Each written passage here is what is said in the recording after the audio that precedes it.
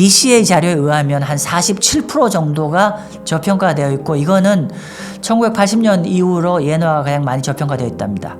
그러면 우리가 어떻게 하죠? 기업에서 엔화를 분할로 계속 사들이는 걸 좀 권해드리고 싶습니다.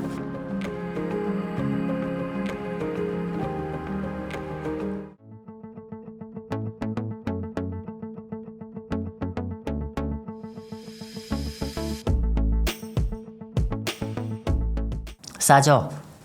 쌉니다. 엔화 쌉니다. 이런 거죠. 우리가 이렇게 표현하면 어떨까요? 주식이 싸다고 해서 반드시 주가가 가진 않잖아요. 그렇게 이해하시면 될 것 같고, 그리고 싸다고 해서 종국에는 올라가겠지만 바로 올라가진 않죠. 예, 뭐 그렇게 이해해도 좀 맞을 것 같고요. 한번 설명을 한번 드려보죠. 우리가 그 엔화를 얘기할 때 이렇게 얘기하죠. 요 그래프 먼저 이해하시면 좋을 것 같습니다. 요거는 제가 이전에 몇 차례 말씀 좀 드렸는데, 최근 3년 동안에 엔달러 환율이 3년 전에 보시면 한 달러당 한 100엔 했는데 현재 달러당 한 155엔 정도까지 올라갔어요. 검정색입니다. 이 검정색 라인을 설명할 수가 있고요. 근데 이 검정색 라인과 같이 아주 정확하게 이렇게 같이 수렴하는 거는 뭐냐면은 미국과 일본 10년 국채 금리의 금리 갭입니다.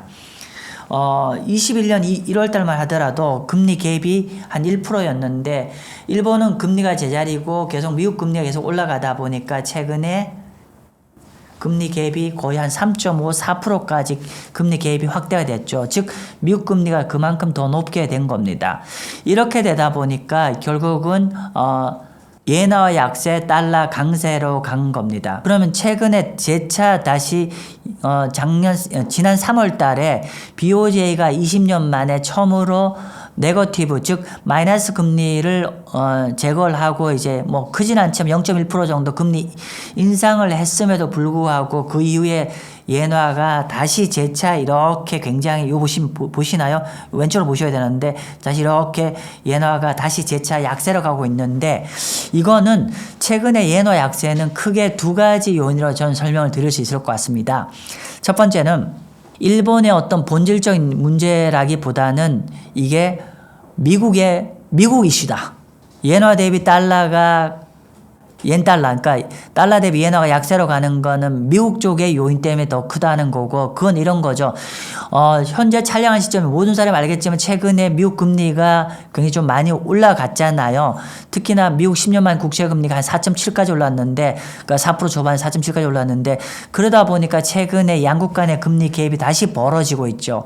그렇기 때문에 결국 최근에 금리가, 그러니까 엔화가 약세로 가는 거에 어떤 펀더멘탈 측면에서 본다고 하면 일본의 펀더멘탈보다는 미국의 시중금리가 올라가면서 미국 금리가 상승하는 거에 영향을 받았다라고 볼 수가 있을 것 같고요. 그럼 이 부분은 이렇게 설명할 수 있겠죠. 앞으로 엔화가 강세로 가려면 어떻게 해야 됩니까? 라면은 미국 금리가 상승을 어느 정도 마무리 짓고 좀 하향 안정화되면은 엔화가 강세로 갈 수 있는 여건이 될 것이고, 두 번째로는 최근에 이런 걸 틈타서 일본 엔화에 대해서 엔화 약세에 베팅하는 글로벌 자금이 굉장히 많습니다. 즉, 옌 숏 포지션이 2007년 이후에 엔화 숏이 가장 많습니다. 즉, 최근에 다시 양국 간의 금리가 다시 벌어지니까 이 틈을 이용해서 옌 약세에 베팅하는 플레이가 압도적으로 많죠. 이거 헤지펀드거든요.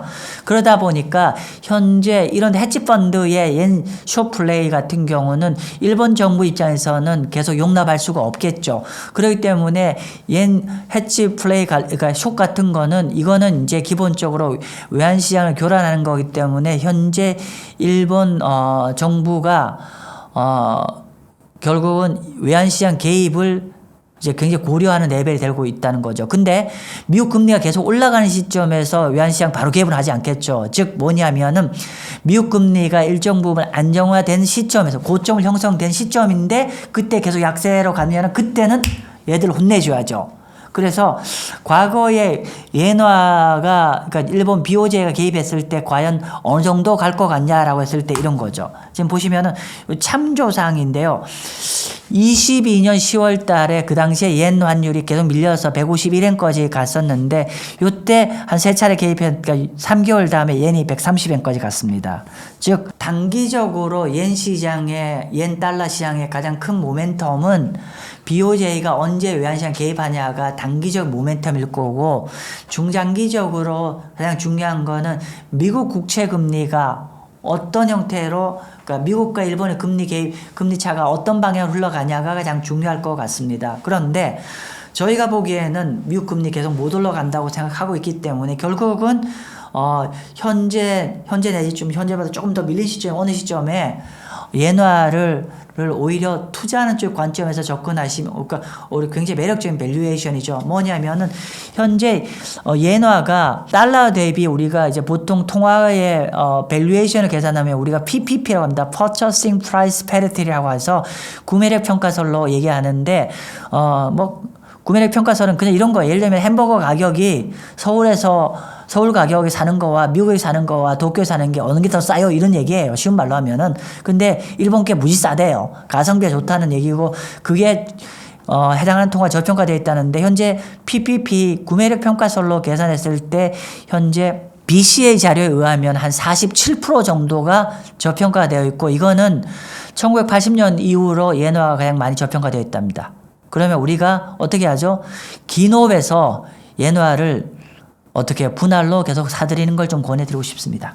그리고 단기간에 딱 전환된다기보다도 3년, 5년 좀 긴 호흡에서 접근하시면 좋을 것 같다는 말씀 드리겠습니다. 그러니까 저희는 한 6월 정도에는 금리 인상을 좀 하지 않을까 싶고요. 물론 큰 폭은 아니지만 그렇게 보는 거고요. 뭐냐면 이런 겁니다. 우리가 현재 두 가지죠. 우리가 일본 같은 경우에 결국 금리를 올리려고 하면 두 가지입니다. 하나는 인플레이션이고 두 번째 경제가 좋아야 되는데 경제가 좋다는 얘기는 제가 굳이 긴 얘기를 하지 않겠습니다. 그냥 인플레이션 얘기하면 조금 하죠. 우리가 인플레이션을 얘기할 때 가장 큰 거는 뭐냐면은 우리가 일본 같은 것만 하더라도 서비스 CPI가 중요하고 서비스 CPI에 제일 중요한 게 뭐냐면은 결국 임금이잖아요. 근데 최근에 제가 요 자료를 좀 준비를 했는데 그러니까 일본의 대기업들의 춘투라고 해서 임금 협상을 했는데 한 5.3%를 인상을 했어요. 근데 이거는 지난 33년 중에서 제일 많이 인상을 했습니다. 요 한 볼게요. 그림 보시면은요. 이게 1990년부터 최근까지 요게 춘투 임금인데 지난 2000년 이후부터 최근 한 20년 동안에 임금 상승률이 연 한 2% 내외였는데 요번에 5.3%까지 올랐죠. 이거는 이 정도 금리가 올랐을 때는 언제냐면 90년대 초반 수준입니다. 그래서 과거에 요 동일한 시점에 일본 BOJ 금리를 보면은 이 정도로 금리가 올라가면은 일반적으로 그 다음 단계가 뭐냐면은 중소기업들 임금 협상에도 그렇게 상당 부분 이게 가이드라인 되겠죠. 그러면 전반적으로 이렇게 여기 이제 해외 자료인데요. 높은 임금은 결국은 금리가 올라가는 쪽에 좀 리딩하는 방향이 되지 않을까. 그러면 전망이 빠른 속도는 아니겠지만 점진적으로 일본도 금리 인상 쪽으로 갈 거로 보여지고요. 하나만 더 추가 말씀드리면은 이런 거죠. 현재 일본은 우리가 일본을 얘기할 때 제일 문제가 뭐였냐면은 이런 거죠. 사람들이 돈은 많은데 소비를 안 한다 했잖아요. 소비를 안 한다는 건데. 근데 최근에 일본이 바뀌고 있다는 거죠. 즉 뭐냐면은 현재 일본은 실업률 여러분 아세요? 일본은 실업자가 거의 없습니다. 2.4%입니다. 2.4%는 거의 완전 고용인데 문제 일자리는 다 엄청 많은데 그동안 임금이 너무 쌌는데 임금도 올라요.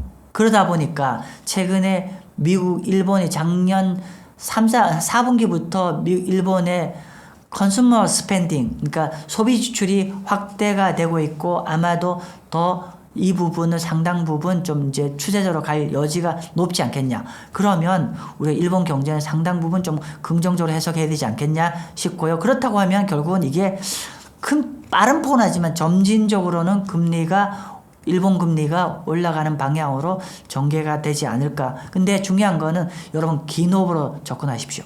여러분들이 제 견해보다는 실제로 좀 전 세계적인 전문가들이 어떻게 보는지를 보는 거를 한번 말씀 좀 드리고 싶습니다.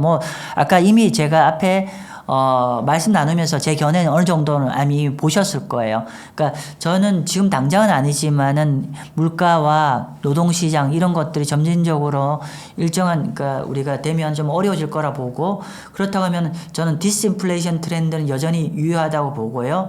그리고 노동시장도 경제도 현재는 좋지만은 계속 긴축을 오래 끌고 가면 갈수록 결국은 경제가 어려움이 가중돼서 경제가 둔화되는 쪽으로 된다고 말씀드렸습니다. 그러면 결국 이 얘기는 뭐냐면 결국은 미국 국채 금리와 한국 국채 금리가 저는 내린다는 견해를 갖고 있습니다. 그런데 오늘은 제가 이제 웅달책방님 구독자님들한테 그래도 조금 더 객관적인 전망을 드리려고 제가 블룸버그 단말기에서 한번 글로벌 투자은행들의 컨센서스를 한번 정리해서 가져왔습니다. 자, 먼저 이제 미국의 10년 만기 국채 금리를 볼게요. 지금 보면은 요 조사한 날 4.5였는데 지금 4.7 정도 됐죠.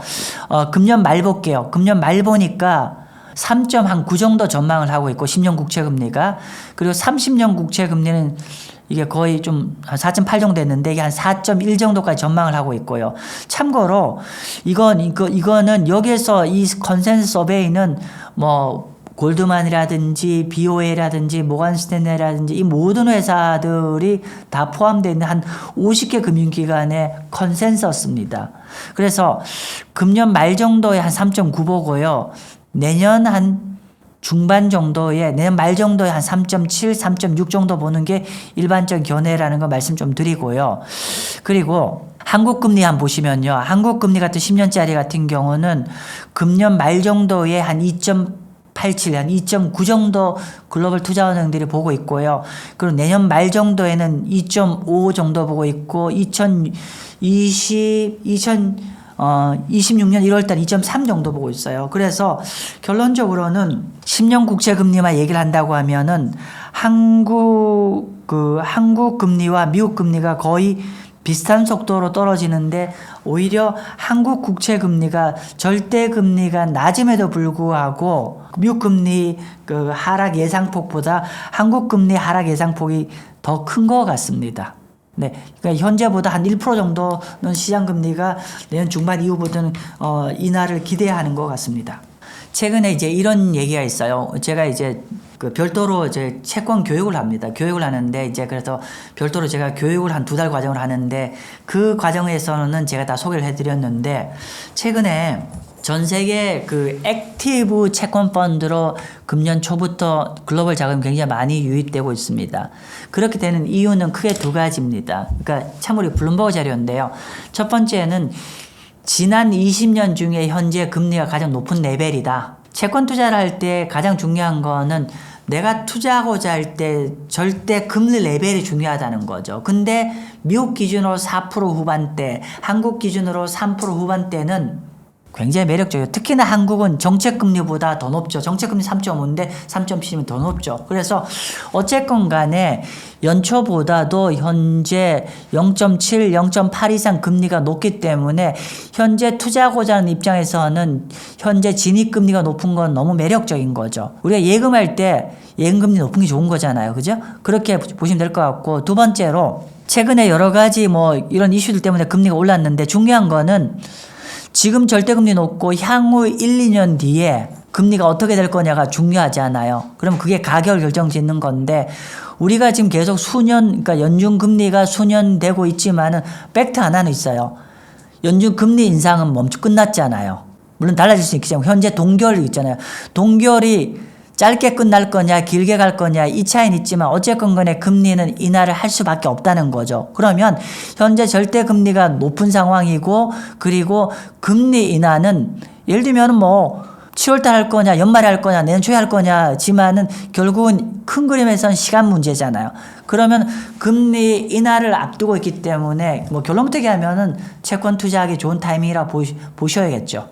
왜냐하면은 금리를 인하하는 방향으로 가면은 그러니까 정책금리를 인하하는 방향이면 시중금리가 내려갈 거기 때문에 그러면 채권 가격이 올라가는 거죠. 즉 정리를 하면은 절대금리가 높고 향후 금리 인하가 우리가 예견되어 있는 시점이 현재이기 때문에 채권 투자하기에는 결코 나쁘지 않은 국면일 거라고 저는 생각합니다. 제가 기본적으로 저는 미국 항상 제 방송 여러분 보시는 분 아시겠지만은 저는 미국 국채와 한국 국채를 여유가 있으면 두 가지 다 투자하시고요. 근데 만약에 둘 중 하나 선택하라고 하면은 저는 미국 국채보다는 한국 국채를 추천드립니다.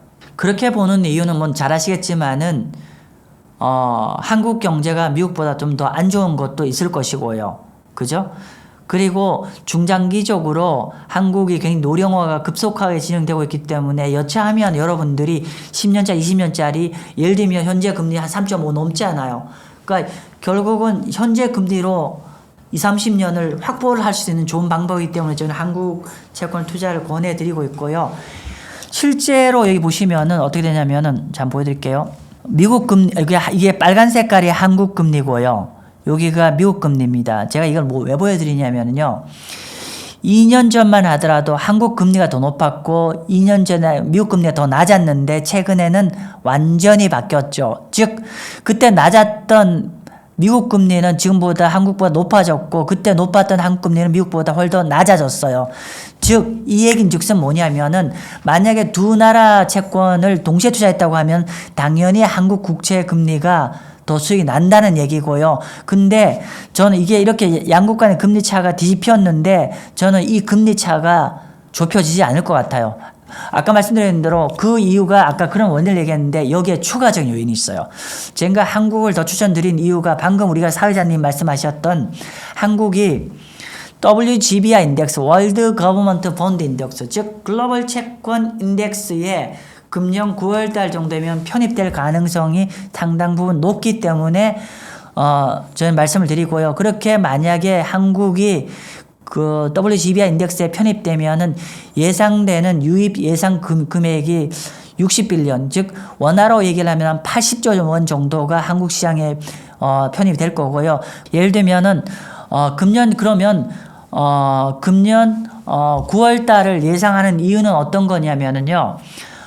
한국이 원래 이 지수에 편입되려면 원래 그 전 단계가 뭐냐면 워치리스트에 관찰 대상국에 포함이 돼야 됩니다. 그래서 관찰 대상국에 한국이 2년 전에 그러니까 22년 9월 달에 여기 등재가 되었는데요. 통상적으로 관찰 대상 리스트에 들어간 다음에 한 2년 정도 다음에 본지수에 편입이 되었습니다. 실제로 이전에 이스라엘과 중국이 편입되었는데 얘들도 2년 걸렸고요. 현재 한국 정부의 재경부 쪽에서 얘기하는 것도 담당자도 한 2년 정도 걸릴 거라 소요를 했고 그러면 그게 2년이 금년 9월 달이 될 것이고요. 그리고 금년 9월 달이 되면은 패시브 자금들을 한 6개월 뒤에 부터 본격적으로 편입을 할 겁니다. 그래서 아까 이 자금이 들어오면 한 1년 내 1년 반 정도 자금이 들어올 거라고 예상이 되고 그러면 이 80조 원 내외의 자금은 한국의 국채 시장을 감안하면 엄청나게 큰 자금입니다. 거의 한국 전체 시장이 한 10% 육박할 정도로 엄청나게 큰 자금이 향후에 1년 내지 1년 반 사이에 들어오면 그러면 한국 국채 매수세가 확대가 되는 거죠. 자, 그런데 그럼 어떻게 9월 정을 전망하냐에 대해서 그걸 조금 더 부연설을 좀 드릴게요. 크게 두 가지입니다. 그러니까 그 현재 그 글로벌 투자자들이니까 이쪽에서 요구하는 두 가지 외환시장 개혁 그러니까 규제 개혁을 얘기하는 게 뭐냐면 첫 번째는 런던과 뉴욕의 투자자들이 유럽과 미국의 투자자들이 그냥 자기네 계좌로서 그냥 한국의 국채를 거래할 수 있게 해줘 열어줘. 그래서 이걸 우리가 옴니버스 어카운트를 합니다. 옴니버스 어카운트를 한국 정부가 언제부터 하냐면은 금년 6월 말부터 열어주기로 이미 결정이 된 것 같고요. 두 번째로는 결국 미국 런던과 뉴욕에서 한국 국채를 거래하려면 외환시장이 열려 있어야 되는데 기존의 한국의 외환시장은 아침 9시부터 오후 3시 30분에 끝나는데 이게 새벽 2시까지 연장해서 열릴 예정입니다. 그래서 여기 보시면은 한국 정부가 한국의 정부 당국자가 아마 금년 7월 달부터 이제 외환시장 연장도 아마 될 것 같습니다. 그런데 이런 두 가지가 다시 우리 정부가 의지가 있어야 되는 거잖아요. 근데 이런 거죠. 현재 우리 행정부 입장에서는 우리가 국채의 매수 기반도 확충을 해야 되고 두 번째로 환이 많이 밀려있기 때문에 원화가 강세로 갈 수 있는 유인을 만들어야 되는 의지가 강하죠. 그런데 이렇게 만약에 WGBI 인덱스에 편입되면은 어떻게 됩니까? 원화 국채 80조가 신규로 들어가고 원화도 한 80조 정도 들어온다는 뜻입니다. 그러면은 당연히 우리 현재 행정부가 이런 의지가 굉장히 강할 거라고 보여지고 있고요. 그래서 금년 9월로 보고 있고요. 그래서 패시브 자금들이 내년 만약 9월달 승인되면 내년 3월부터 한 1년 걸쳐서 거의 1년 반에 걸쳐서 한 8, 90조 들어올 거라 보여지는데 우리가 투자 자금의 속성은 두 가지겠습니다. 패시브 자금이 있고 액티브 자금이 있어요. 그러면 패시브 자금은 그냥 인덱스에 추종하는 세력인데 액티브 자금은 그 추종이 아니죠.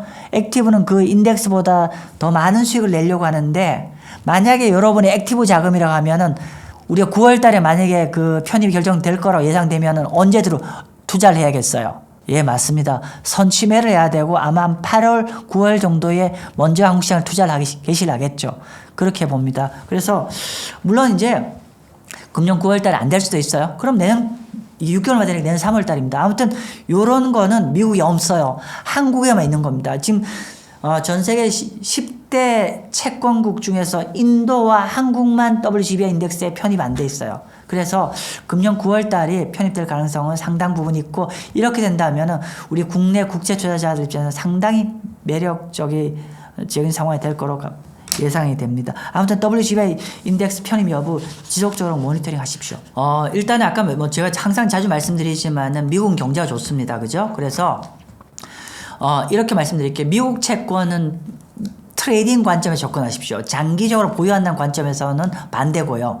그러니까 매매 관점에 접근하시면 좋겠고요. 반면에 한국 국채는 매매 관점 앤드 만기 보유 전략 둘 다 저는 유효하다고 생각합니다. 따라서 저는 가능하면은 한국 국채를 투자를 할 때 좀 쿠폰 이자가 높게 나오는 긴 채권도 좀 투자하시면 좋지 않을까 싶고요. 근데 제가 너무 장기 채권만 얘기하는 것 같은데 절대 금리가 높은 거를 은행 예금처럼 확보를 딱 하고 싶으시면 단기 채권 투자하시면 됩니다. 단기 채권은 은행 예금보다 현재 더 높습니다. 확정입니다. 그래서 기본적으로 항상 채권 투자할 때는 단기 채권과 장기 채권을 포트폴리오 바벨로 투자를 해야 되는데 만약에 장기 채권만 국한으로 얘기하자면 미국의 채권은 매매 목적, 한국은 매매 앤드 보유 목적으로 다 투자해 좋지 않을까 싶습니다.